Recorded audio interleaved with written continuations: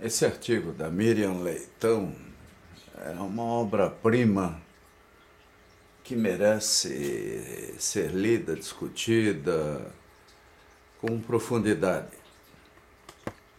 A falta de projetos, né?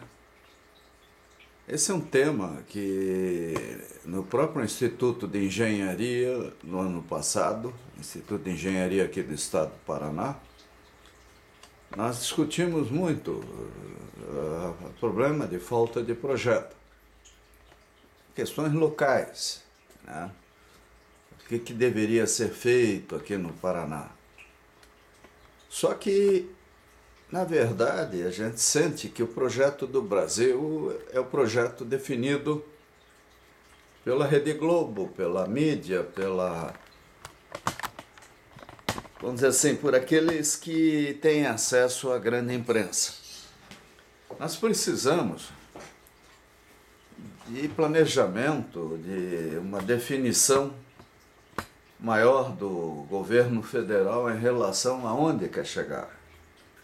Agora, com essa Constituição, com essa organização política que nós temos, é utopia falar em planejamento, em grandes projetos. Porque os interesses paroquiais de deputados, de senadores, partidários, acabam se impondo a qualquer administração mais séria. Nós vimos aí a discussão sobre a Agência Nacional de Transportes Terrestres. Que coisa horrível. O argumento usado não foi a qualidade técnica do candidato, e sim a participação do partido A, B ou C. Que Brasil é esse? Vamos então adotar o parlamentarismo. Aí sim, aí nós vamos ter partidos que vão responder pelo que fazem. Ele nomeia um primeiro-ministro, o Congresso se organiza, os poderes que eles representam vão compor o ministério e o presidente faz essa ligação entre o Congresso e o povo, né? E o povo e o Congresso e o mundo exterior. Se o parlamento falha, ele pode dissolver o parlamento e promover novas eleições. Então, o parlamentarismo, ele existe na maior parte do mundo porque, de fato, é a forma mais democrática de organização política de um Estado, de um país. Lamentavelmente, na década de 80, um Congresso eleito no auge da reação popular ao regime militar, a ele foi dada a incumbência de formar uma Constituição sob certas lideranças, que nos deu essa porcaria da Constituição de 1988, com atribuições mal feitas, e no meio do caminho da elaboração dessa Constituição, ela deixou de ser parlamentarista para ser presidencialista. Então hoje nós temos uma organização política que não é nem presidencialista, nem parlamentarista. Agora, que governo consegue governar um país sob projeto, sob planejamento, numa situação que, de um lado, nós temos um grupo de poder sem responsabilidade e, do outro, um presidente que nominalmente é responsável, que é obrigado a fazer das tripas o coração para viabilizar a organização política do Brasil, administrativa e técnica, e sob todas as pressões possíveis e imagináveis que o mundo jamais criou. Então, gente, está na hora, talvez, de um plebiscito, de uma análise dessa Constituição, ou que os próprios parlamentares mudem a Constituição de modo que ela seja parlamentarista de fato. Tá? Eu não sei como isso vai acontecer, porque é um trauma violento. Mas até lendo o artigo da Miriam Leitão, né? Excelente, falta projeto, né? A gente pensa no que existe no Brasil. Né? Esse artigo foi publicado ontem na Gazeta do Povo, né? Na área de economia. Um excelente artigo, né? Que está aqui no portal da Globo, é um blog da Globo. Então a Miriam Leitão, uma pessoa extremamente amadurecida, que viveu a política econômica brasileira intensamente como jornalista, ela tem hoje um conhecimento incrível e pode escrever o que escreveu, né? Porque, de fato, nós não temos projeto e as nossas leis também atrapalham a industrialização do Brasil. Por exemplo, nós gastamos uma fortuna com rodovias, porto, tudo, para exportar grãos, quando nós poderíamos desentupir essas rodovias industrializando o Brasil.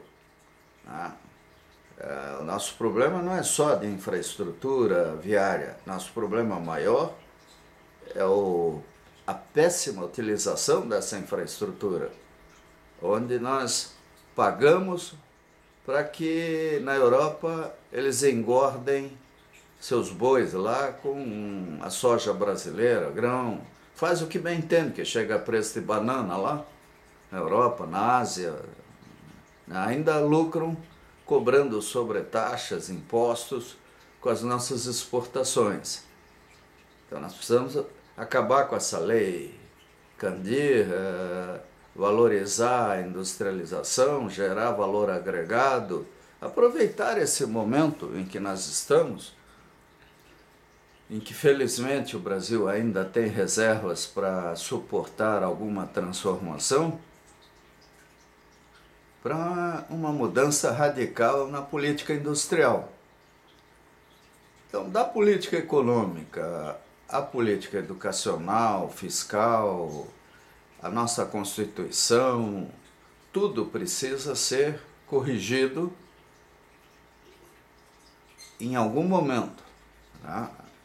E hoje até a internet, a modernização do Tribunal Eleitoral, tudo isso favorece mudanças radicais, inovadoras na democracia brasileira.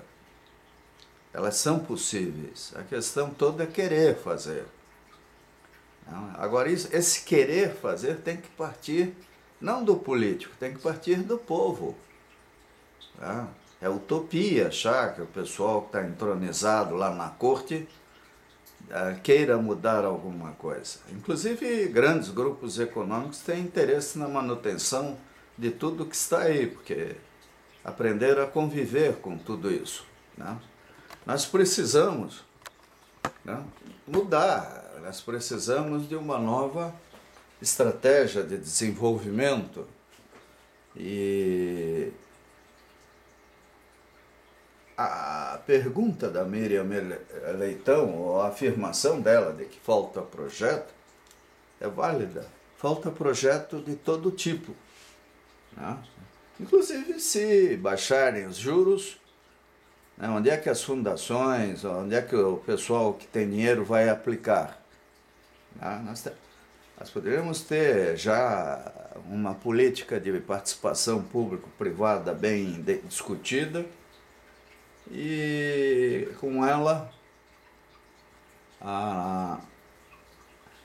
vamos dizer assim, um vetor de investimentos colossal, porque o Brasil precisa de tudo. E por que não fazemos isso? O pessoal está sempre discutindo abobrinha no Congresso. Se é feio, se é bonito, meu partido ganhou esse espaço, perdeu aquele espaço. Nós temos que implodir esses partidos. Eles já não representam mais nada no Brasil. Não tem coerência ideológica, não tem coerência. Nós temos que ter 3 partidos no Brasil. 3. O partido do contra, o partido a favor e o partido que não sabe se é do contra ou a favor. Então era mais ou menos antes de 1964. Nós tínhamos o DN, o PSD, o PTB e uns partidos PTB e que não tinham uns partidinhos de menor expressão. Mas esses 3 partidos praticamente dividiam a população brasileira. A gente até sabia, até pela maneira de falar e de ser, quem era favorável a que partido. Hoje nós não sabemos mais nada. Mas o Brasil tem tudo para crescer. É um país grande, é um país poderoso, né? A agroindústria brasileira cresceu. Temos potencial mineral. Agora é triste ver tudo isso ser exportado para ser industrializado lá fora, né? Nós poderíamos estar produzindo tudo aquilo que eles fazem com o que nós, com a matéria-prima, né, vamos dizer assim, gerada aqui dentro do Brasil. Então, na hora da gente deixar de ser trouxa, de aprender a fazer com os recursos que temos um Brasil grande. Os brasileiros e a gente que convive em diversos ambientes tem que parar de falar mal do governo, esses e-mails raivosos, isso é palhaçada. A gente quer solução. Qual é a proposta? Quais são as propostas organizadas? Nós temos uma aí. Com o reacendimento da ideia, o Sul é nosso Brasil, implicitamente existe a ideia de uma reorganização política do Brasil, dividir o Brasil em regiões com uma autonomia maior e o governo federal fica lá com a política externa, as forças armadas, né? Cuidando de endemias, né? Proteção contra epidemias, uma política mínima administrativa, porque é utopia achar que o governo federal deva, por exemplo, decidir como é que deve ser a distribuição de energia elétrica em Itapema, ou Curitiba, ou Tatuquara. Isso é ridículo.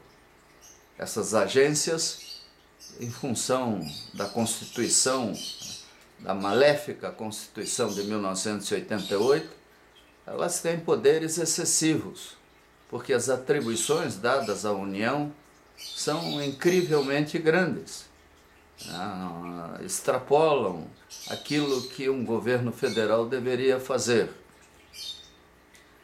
E uma reforma política, administrativa do Brasil é urgente. Nós precisamos de uma reforma política e administrativa do Brasil.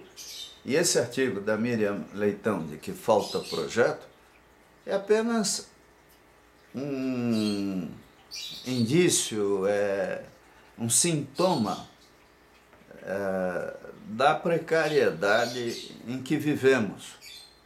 O Brasil, felizmente, teve algumas áreas em que se desenvolveu. Mas nós temos que pensar o Brasil século XXI. Tecnologia, inovação, novos vetores de desenvolvimento, descobriram uma forma adequada ao terceiro milênio, de modo que nesse primeiro século do terceiro milênio, ao final dele pelo menos, o Brasil seja de fato um grande país.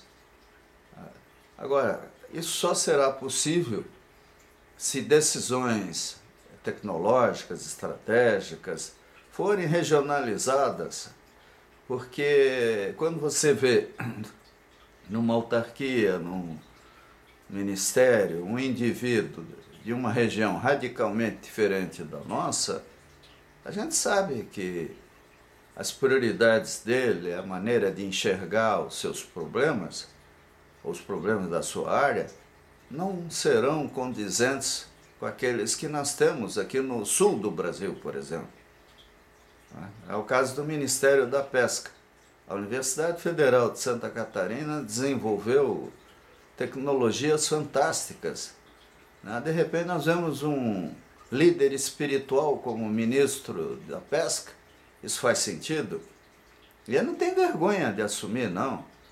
Porque na corte essas coisas implicam em mordomias, em oportunidade de privilegiar companheiros, compadres. Isso é muito ruim. Então, para que nós nos desenvolvamos de forma adequada, nós precisamos de projeto, sim, mas de um projeto amplo, político e administrativo. E o desafio que fica às lideranças civis e militares do Brasil é forçar a corte, a nossa Versalhes, lá em Brasília, a pacificamente, se possível, mudarem a Constituição brasileira ou elegerem uma nova Constituinte ou fazerem emendas constitucionais. Primeiro, para a gente saber quem é que manda. É o presidente da República ou é a base parlamentar? Ninguém pode ter autoridade sem responsabilidade. Vamos partir desse princípio. Segundo, faz sentido tanta concentração tão grande em Brasília? Não é hora de dividir o Brasil em regiões? Terceiro, não é momento de corrigir leis feitas no sufoco da década de 80, 90, quando o Brasil mendigava dólares para poder sobreviver? Nós não tivemos a colher de chá que a Grécia está tendo e outros países. Nós fomos tratados como bandidos pelos países, pelas entidades externas. Que de fato, eles queriam ver a gente sem sangue para poder vir aqui e comprar o Brasil inteiro. E foi o que em grande parte fizeram no processo de privatização. Quarto, nós temos que ser brasileiros com coragem, mostrar cara, ter propostas. Quinto, vamos acabar com esses partidos políticos todos. Nós precisamos de 3 partidos e só. Porque ideologia não quer dizer nada. O que vale é o ser humano. Nietzsche estava muito certo quando escreveu o livro Humano, Demasiadamente Humano. Eu achei fantástico, um livro publicado no século XIX, com afirmações tão verdadeiras e tão perenes quanto alguns aforismos que ele colocou lá dentro. E de lá para cá, os estudiosos do comportamento humano não mudaram muito as afirmações dele, não. Então, o que nós precisamos, meus amigos, é uma mudança inteligente em torno do que pretendemos para o Brasil. Tudo precisa ser corrigido e logo. Nós não podemos esperar demais, temos que aproveitar oportunidades. E parabéns para a presidente Dilma Rousseff pela redução pelo Banco Central. Ela não quer se atribuir esse poder ao Banco Central de baixar os juros. Está na hora de parar de sustentar a agiotagem internacional. Criar esse OF sobre dinheiro emprestado lá fora e assim por diante. Nós sabemos que grandes grupos econômicos jogam contra o Brasil. Isso o presidente Lula disse em todas as palavras, letras e com ênfase no início da marola e da crise. Quando ficou claro que se não fosse o dinheiro nosso, do contribuinte, grandes indústrias teriam quebrado. Então agora, gente, é o momento, passado tudo isso, com todas as experiências já adquiridas, de pensar numa reforma sem preconceitos, com realismo, com inteligência. Se isso for possível, é o momento. E parabéns a Miriam Leitão pelo seu artigo, que, na minha opinião, todos os brasileiros deveriam ler e pensar, refletir e discutir com bastante cuidado. Sem falar no livro dela, Saga Brasileira, que é fantástico esse livro. Ele mostra que os nossos sábios economistas dançaram miudinho durante décadas, fazendo do Brasil um laboratório de teses acadêmicas mal sucedido. Então, vamos lá, gente, mudar para melhor.